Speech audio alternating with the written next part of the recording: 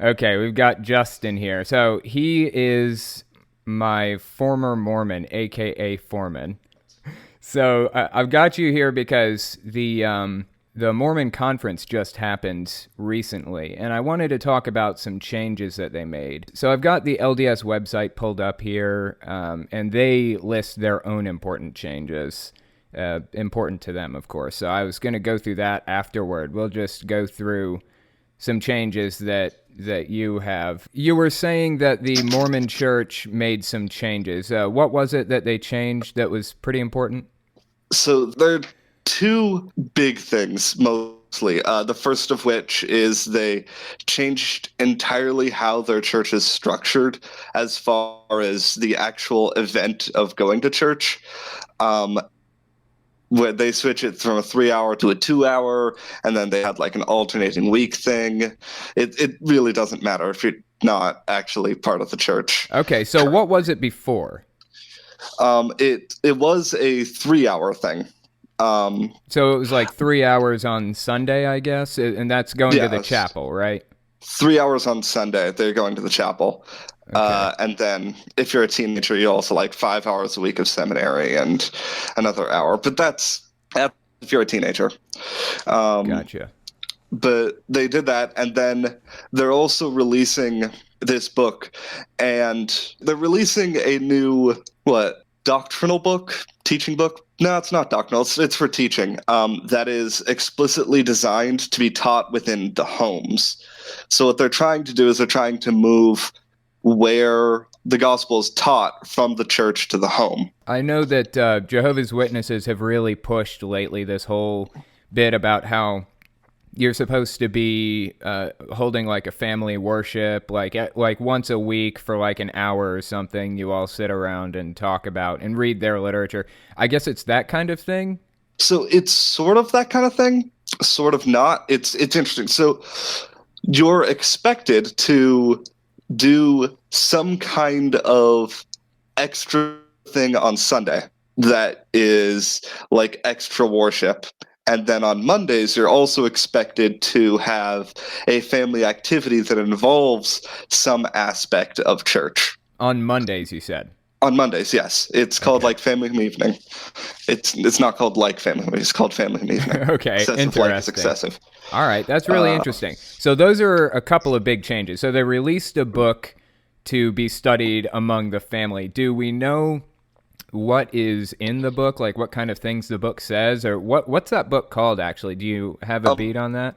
It's called Come Follow Me, and it's not released yet. It's going to be released soon, but actually, it's more like a re-release of a book that already existed, but that's been changed for the family to use. Because Come Follow Me was the basically missionary pamphlet that was given to missionaries to teach them how to teach. Okay, that's And so they're interesting. changing it for families to study from somehow. Okay, so when was it used before? I guess it was used like at church, or So that's the interesting part. It wasn't really used at church. It was used like to teach missionaries, dudes who are just going off, to teach them some of the finer details and how to teach other people. so that's interesting. So we've got a new book, and they're changing temple times around. Or I'm sorry, chapel. Is it chapel or temple? Chapel, Chapel. church, Okay. So they're changing church times around. Do we have any yeah. other interesting changes that are taking place? So the other, not necessarily change, but like actual stance that was made is that previously the church had said exactly zero things, basically, about transgender people in any capacity. Like, technically, a proclamation to the family talks about how a man should be married to a woman and they should have children, but that doesn't say anything about the issue of transgender people until today, until this conference. And this conference is more official as a sending out of information. It's the like State of the Union sort of thing. But one of the 12 apostles, who has theoretically equal power as the straight up prophet, said that basically transgender people do not exist, and that gender is eternal, and that we're all male or female in the presence of God, okay, and born that that makes way. sense. Right. Okay, so correct me if I'm wrong here. My understanding is Mormons basically think that your soul is eternal, like you existed before you were born and you'll exist after. And so now they're saying that gender is just built into your soul, I guess. Exactly. That's exactly what they're saying, which is, Yeah, that's for really a certain interesting. group of people, that means a lot and is very harmful. But other than that, it's just kind of interesting. Right, that is really interesting. I assume they kind of didn't really like the idea of people being transgender in the first place. So That's a very safe thing to assume. right. But now it's an official statement, and having it be an official statement has a lot of power to it. So, for example, if somebody wasn't like, okay, so if a family had like a transgender member before, they could kind of just skirt around it and say, well, there's no official doctrine on it, but now there is. Exactly. So, what do they say about it? Like, as far as I know, they say that shunning isn't really a thing in Mormonism. Is that right? Or it wasn't a thing that I observed directly. okay, and it definitely wasn't a thing that happened to me. But I understand that it might exist, but it isn't in any way official. That it's a thing that people should do, because generally the church's reaction is always just be nice to people. well, that's generally good, right? I mean, that's a step in the right direction. At least it's better than some other groups. Definitely, it's definitely, but it's the idea of they should want to join the Mormon Church because we're nice to them, Sure, sort of thing. Sure, yeah, a lot of groups like to try to push that. Even Jehovah's Witnesses like to push that idea, even though they're only nice to people until they can get them in. The moment the people start doubting or questioning anything, So I don't know. At least Mormonism seems to be a little bit better in that respect. So were there more changes by chance? I'm not sure how many you had, but Oh, geez, no, those were the only two that I really noticed. Okay. I'm a bit lazy, so I didn't actually watch the entire thing. Oh, no, but, the thing's friggin' long, isn't it? It's like days, isn't it? Or it's 2, 4, 5. There's 10 hours of content. Yeah, that's a bit. That's a long... I don't even know what they could possibly have to talk about that long. Jesus, bro. That's what talk about Jesus. Right. Okay, well, I'll tell you what. Why don't we just kind of go through this website, see what it has to say.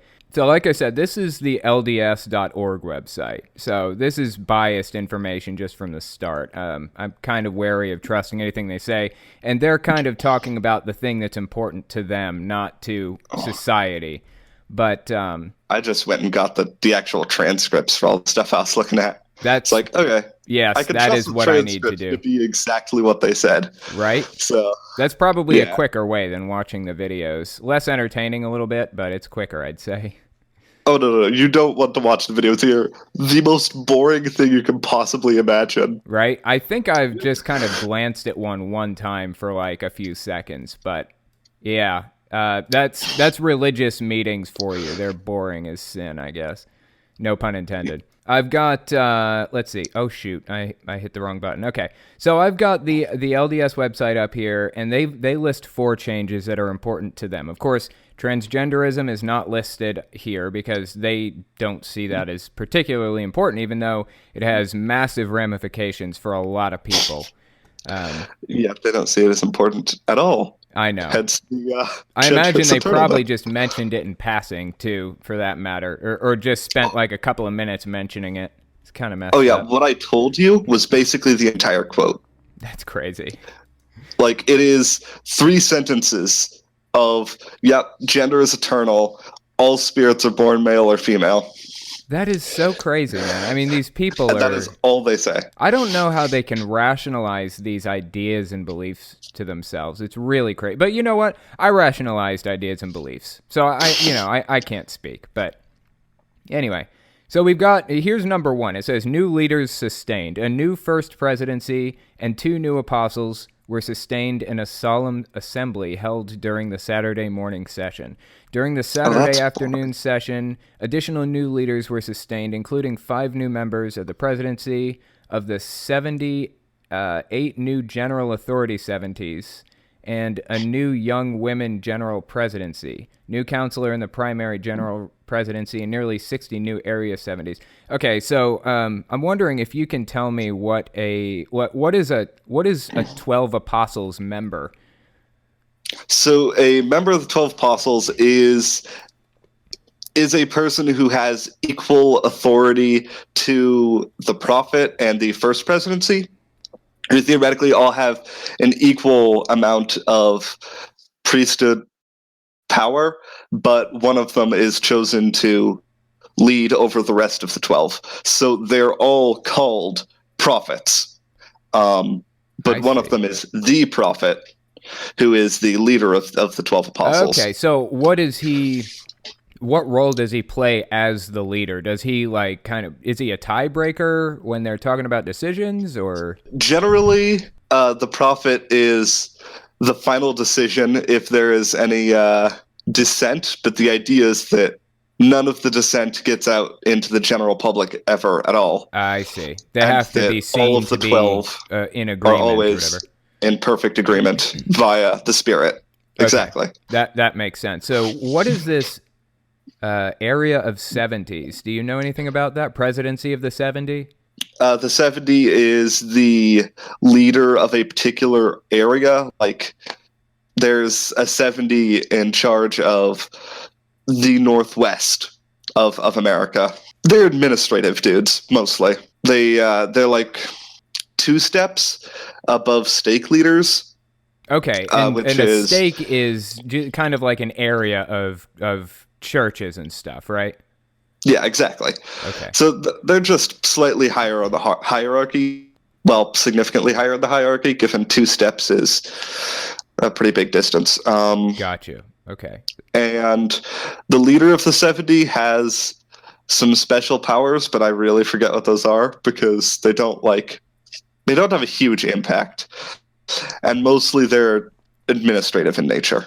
Got you. Okay, that makes sense. So this is saying during the Saturday afternoon session, additional new leaders were sustained, including 5 new members of the presidency of the 70. So we got 5 new members of that, and then 8 new general authority 70s. So they're just adding people, I guess, to the 70s. That makes sense. We've got number 2 on the list is priesthood quorums restructured. It says, at the ward level, Melchizedek priesthood holders, both high priests and elders, will be part of the ward elders quorum, led by a presidency that may be composed of elders and high priests. At the stake level, the high priests quorum will include only those high priests currently serving in the stake presidency, in bishoprics, on the High Council, or as functioning patriarchs. Okay. Does that mean anything to you, or is it? Yeah, that means quite a bit to me. I actually didn't know this. This is fun. Basically, that means they're trying to combine the elders, which is basically the level of priesthood that all the missionaries have, and the level of priesthood that 90% of the population has, okay, or 90% of the male population. But they're trying to combine the elders and the high priests. And the high priests are like super spooky elders. They have extra special powers. Okay. They have actual definitions and all that, but I don't care. But what kind of special powers are we talking? Like supernatural powers? So there are some priesthood powers that they get beyond elders, because like elders have the ability to baptize. Oh, got you. So elders in Jehovah's Witnesses, it's actually kind of a hard position to attain, and only older people get it, and there are only like 12 per congregation. But with Mormonism, there are elders all over the place usually, right? Like anybody who's in a certain priesthood can be an elder. If you're 19 and a guy, you're probably an elder. Okay.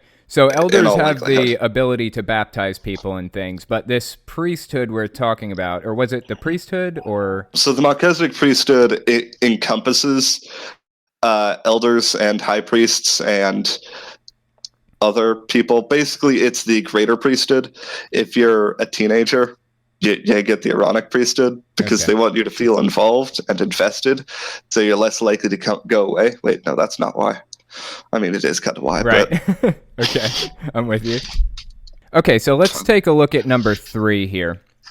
Number 3 says, home and cool. visiting teaching become ministering. So President Nelson announced that the separate programs of home teaching and visiting teaching were retired to give way to a coordinated effort called ministering. Ministering is a new and holier approach meant to make caring for others simpler and more flexible in order to allow greater reliance on the Holy Ghost. Key changes include what's reported and the opportunity to invite laurels and Mia maids to serve as Maya maids. Okay. Sorry, that's No, I don't know how to pronounce this stuff. It's weird. Okay, yeah, it so is. they invite laurels and Maya maids to serve as companions to Relief Society sisters as necessary. So what is a Maya maid and what is a laurel? So Maya maids and laurels are the young women classifications. Maya maids are 14 to 16. 14 and 15. Laurels are 16 to 18. Okay. And basically what this means is that teenagers can be involved in trying to convert people now, Okay. and that they don't like report exactly everyone they visited, exactly how long they're taking in talking with them, and like how many Bibles they're giving out and that sort of thing. So they are now recording that, or they? No, they are no longer. Okay. Basically, they're trying to remove the ridiculous like bookkeeping reporting and trying to encourage people to just report that they helped and then just leave it at that. Okay, so are they still reporting like how much time they put into it and things like that? Were they reporting that before? Yeah, generally, from what I understood. Although then again, I'm not a young woman, so I can't tell you this for sure. But Right. Okay, she didn't so tell my let me voice. ask you this then, actually, on that note. This is my understanding of it. It may be incorrect. You can correct me if I'm wrong here. As far as I knew, you don't really put your heart and soul into knocking on doors unless you're on a mission. Is that right? Like on a mission trip? Yeah, generally. So you're still expected to go out and try to help people, but you do it instead of by knocking on doors by like just talking with people you know. Mm. And a lot of, I guess they're renaming it ministry, it used to be called home teaching, is going to inactive members, members who joined and then left without actually being booted out. Is going to them and trying to reconvert them instead of looking for new people. Got you. That makes sense. So here's one small little issue that I've had with their method. I feel like if they're only spending like a couple of years, 18 months to 2 years doing the mission trips, I don't know that that's like long enough. What happens if they're right at the end of their mission and they get an investigator? They have to switch like missionaries, right? Yeah. So it feels like that's kind of an inefficient way to do it. I guess it's been working out for them, though. They also stagger moving around missionaries, so they never move around 2 missionaries at a time. So, like, because missionaries always come in pairs of 2. Right. If ever a missionary needs moving or he's getting booted out, they move one of them into place.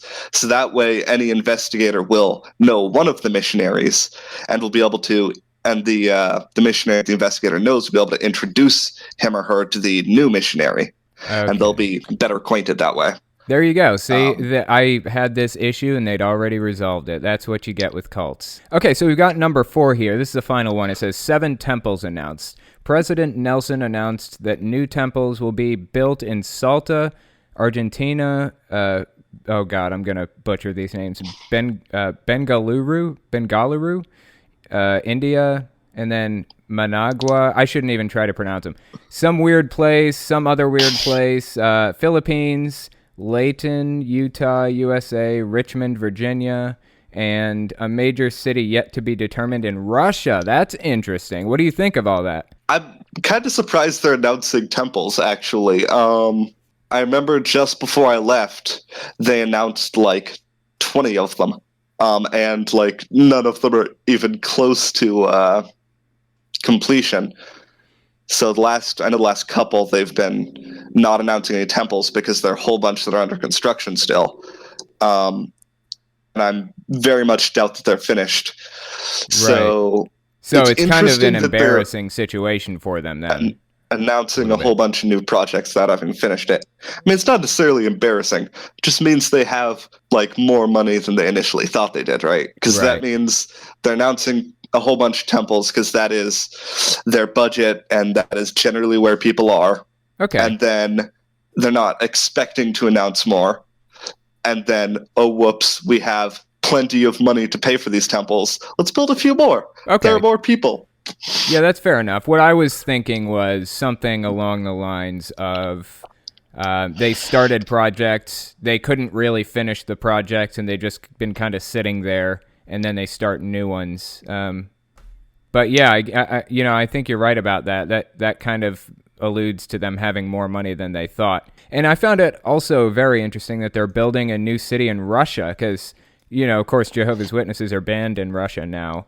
It seems like a risky place to build a new temple if they're, if they have a track record of banning religions. I don't know anything about Russia, but from what I've heard, I don't think any country has all out banned Mormons because they apply a lot of work to relief and stuff like that. So they actually go out and just help society. Yeah.